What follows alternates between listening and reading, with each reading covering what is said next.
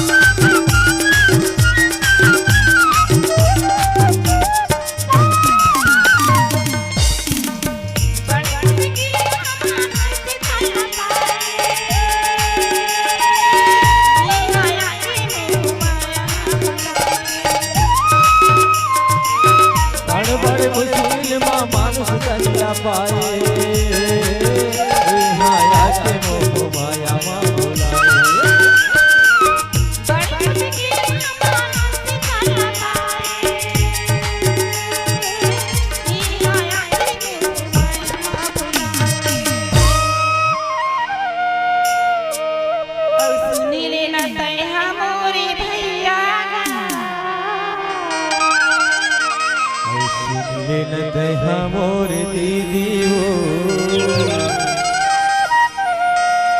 सुन लेना तैहा मोरी भैया गाले रानी रमैया का ऐसन मौका अब कहाँ पावी ऐसन मौका अब कहाँ पावी सुन तैहा मोरे भैया गाले राम रमैया का ऐसन मौका अब कहाँ पावी ए सखी ऐसन मौका अब कहाँ पावी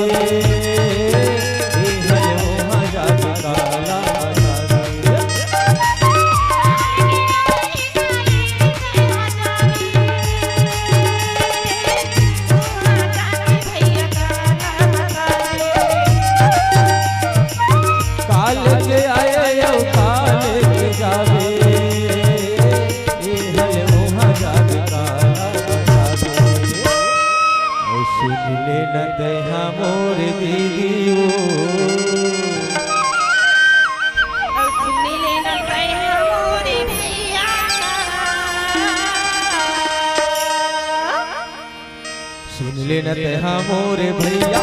गाले राम रमैया का ऐसन मौका अब कहाँ आया ए भाई ऐसन मौका